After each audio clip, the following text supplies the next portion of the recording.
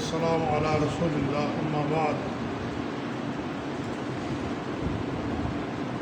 نبی کریم صلی اللہ علیہ وآلہ وسلم کی دعوت کا کام جب مکہ میں بہت زیادہ پھیلنے لگا اور قریشیوں نے، کفار قریش نے سارے حربے آزما لیے اور وہ آپ کی دعوت کو نہ روک سکا، طرح طرح کے آپ پر الزام لگائے گئے، جادوگر کہا، مجنون کہا، لیکن دین کی دعوت غالب آتی رہی۔ تنگ آ گئے، انہوں نے ایک بہت بڑا اجلاس بلایا، پورے جو صنادید قریش تھے، بڑے بڑے سردار قبائل کے، سب اکٹھے ہو گئے اور سب کو بلایا کہ آخر اس کا کیا حل ہے، اب یہ کام ہم سے نہیں رک رہا۔ ان کی جو میٹنگ ہوئی، جہاں بڑے بڑے سردار تھے، ان میں ایک اجنبی شخص بھی تھا، بڑا جبہ کبا پہن کے آیا ہوا تھا، وہ بھی بیٹھا تھا۔ سب نے اپنی اپنی رائے دی، کسی نے کہا بائی کاٹ کیا جائے ان کا، کسی نے کچھ کہا، کسی نے کچھ کہا۔ جس پر بدبختی مسلط ہوتی ہے، ابو جہل نے کہا میری رائے یہ ہے کہ مختلف قبیلوں سے ایک ایک نوجوان کو لیا جائے اور ایک وقت حملہ کر کے نعوذ باللہ اللہ کے نبی کو قتل کر دیا جائے۔ تو سب سے پہلے وہ جو جبے کبے میں بزرگ آیا ہوا تھا، اس نے کہا سب کی باتیں چھوڑو، اس نوجوان کی بات سنو جو اس نے مشورہ دیا ہے، یہ سب سے بہترین مشورہ ہے کہ اللہ کے نبی کے بارے میں قتل کا یہ سب سے بہترین مشورہ ہے۔ اس نے تائید کی، اوروں نے بھی تائید کی۔ پھر ایک شخص نے اس سے پوچھا کہ آپ ہیں کون؟ ہم آپ کو نہیں جانتے۔ کہنے لگا میں نجد کے فلاں علاقے دور دراز سے آیا ہوں، مجھے یہ پتہ چلا تھا کہ مکہ میں کوئی ایک ایسا فتنہ آ چکا ہے آپ کے پاس جسے آپ روک نہیں پا رہے، اور آپ کا خصوصی اجلاس تھا، میں نے کہا چلو میں بھی اس میں شرکت کر لیتا ہوں۔ تو انہوں نے کہا مرحبا، بہت اچھا کیا۔ یہ فیصلہ قریشی نے کہا۔ وہ جبے والا پتہ کون تھا؟ وہ ابلیس تھا۔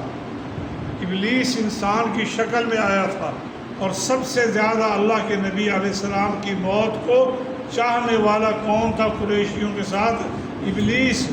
ابلیس چاہتا تھا کہ معاملہ یہاں پہ ختم ہو جائے، دین کی دعوت کا کام آگے نہ چلے، لیکن اللہ تبارک و تعالیٰ اپنے معاملات میں غالب ہے۔ انہوں نے یہ فیصلہ کر لیا اور اس پر انعام رکھا۔ لمبی تفصیل آپ علماء سے سن چکے ہیں، اور یہ ہجرت کی رات کا جو واقعہ ہے، رسول اللہ صلی اللہ علیہ وسلم پروگرام طے کر چکے تھے۔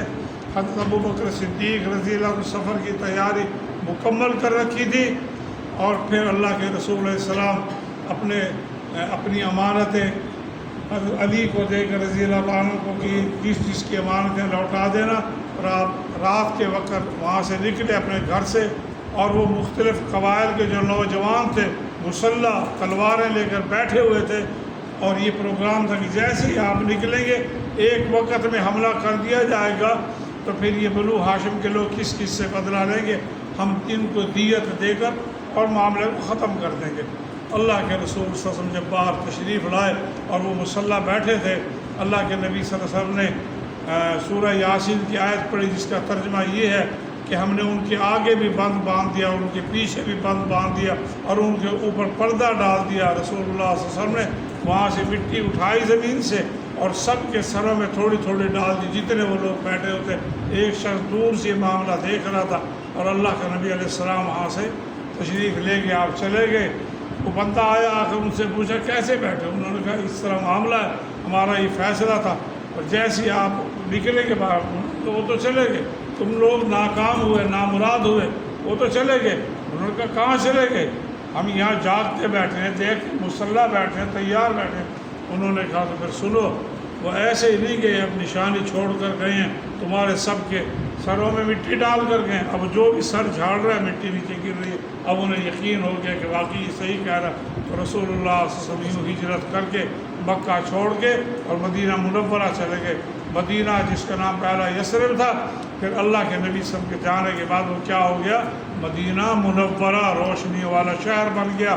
اور اس میں آپ کو بتانے کا یہ واقعہ یہ تھا کہ اللہ کے نبی کی موت پر جو سب سے زیادہ خواہش رکھنے والا تھا وہ ابلیس تھا، سب سے زیادہ خوش ہونے والا ابلیس تھا۔ آج جو شعر پڑھا جاتا ہے جو کہتے ہیں نا کہ سوائے ابلیس کے سبھی تو خوشیاں منا رہے. حقیقت یہ ہے اللہ کے نبی کی موت پر سب سے زیادہ خوش ہونے والا، خوشی منانے والا ابلیس تھا، ورنہ مدینہ میں اس دن اندھیرا تھا، صحابی بے ہوش ہو کر گر رہے تھے، سیدہ فاطمہ رو رہی تھی، ازواج مطہرات رو رہے تھے، اہل بیت سارے رو رہے تھے، پریشان تھے. ایک ابلیس اس دن خوش تھا. وہ 12 ربیع الاول کا دن تھا، اور آج ہم مسلمانوں کا حال آپ کے سامنے ہے. اللہ تعالیٰ ہمیں سمجھنے کی اور عمل کرنے کی توفیق عطا فرمائے.